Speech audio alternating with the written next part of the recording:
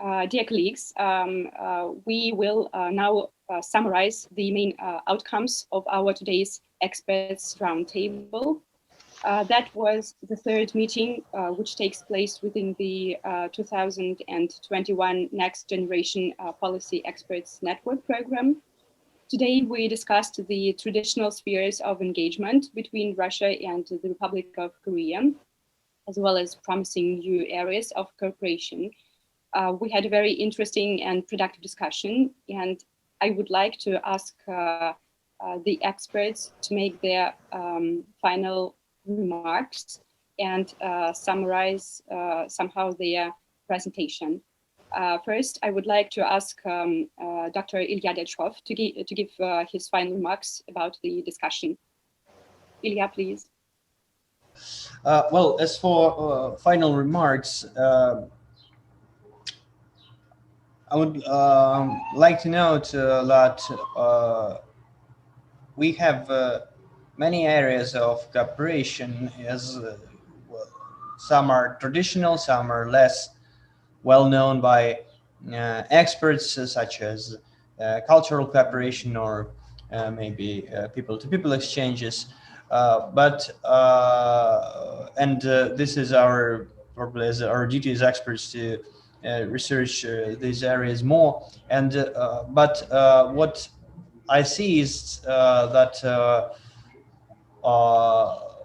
there is a demand for more finding more practical avenues for our interaction in the future. We are now not only thinking about what we have to do, but also how to do it, what specific ways to realize our plans. And this is a very good sign. It's a sign that we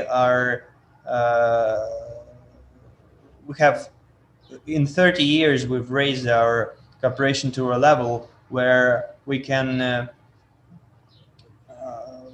busy ourselves with the day-to-day questions and not with more principle and more one with bigger issues of the day. And this, I believe, this day-to-day cooperation is and should be the core and the focus of our discussions, because as experts we often tend to discuss and to focus on differences in political approaches and our foreign policy goals, but and we often turn a blind eye to real developments in our cooperation, as which has been growing closer and closer in recent years. So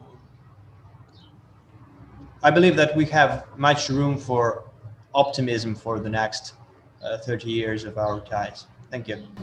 Thank you very much, Dr. Dyachkov.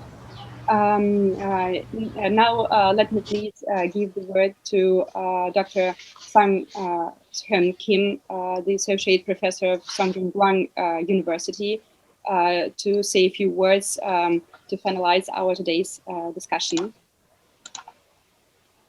Okay, let me summarize my presentation briefly. Okay, in my presentation, I suggest the practical, achievable ideas briefly, paying attention to the past 30 years of attempts and discussions that have been made from both parties, particularly in Korea.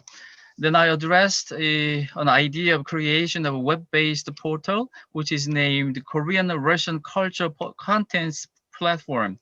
This is a way of communication culturally between the countries only. And first of all, this portal website should be run by the responsible and representative institutes from both parties. Then in order to carry out this platform, I insisted the second idea, named as 3SS LTSP, which means 3 scopes and steps for long-term and sustainable programs. Thank you very much for your attention. Спасибо большое. Thank you very much, Dr. Sang-Hyun Kim. Now I would like to give the floor to Dr. Liudmila Zakharova, Academic Secretary of the Institute of Far Eastern Studies of the Russian Academy of Science and Associate Professor of World Economy Department at MGIMO University, to summarize the main ideas of her speech. Yeah, thank you very much for this event. It's always very interesting to participate in discussions with some practical solutions or practical proposals. And I think that we managed it very well this time to not only exchange views and ideas of Russian and South Korean experts, professors, researchers, but we also managed to identify the areas for future promising cooperation, for more research. And it's always very rewarding when you leave some seminar and you have more thoughts and more ideas for, thinking of, wow, I can write a paper on this issue, which one of our counterparts just touched upon. So I do really think that the Russian International Affairs Council is doing a great job in with the support of Korea Foundation and all the other Korean institutions which take part, to bring us all together, organize this at the highest level. Thank you very much for your organization every time. And I do hope that we will do it regularly. I mean, organized meetings of Russian and Korean experts may be more focusing on some more detailed areas of cooperation to produce more practical results. Because in these pandemic years, we don't have time to have coffee breaks. We don't have we don't have opportunities to have personal meetings and coffee breaks. And this kind of discussions are really important. Thank you all the participants for this. I couldn't even imagine that Korean experts are so seriously thinking about Russia's cultural development, about Russia's ideology development at the current level. And it was really interesting news for me. Thank you very much, professors, to both Korean professors for their insightful presentations.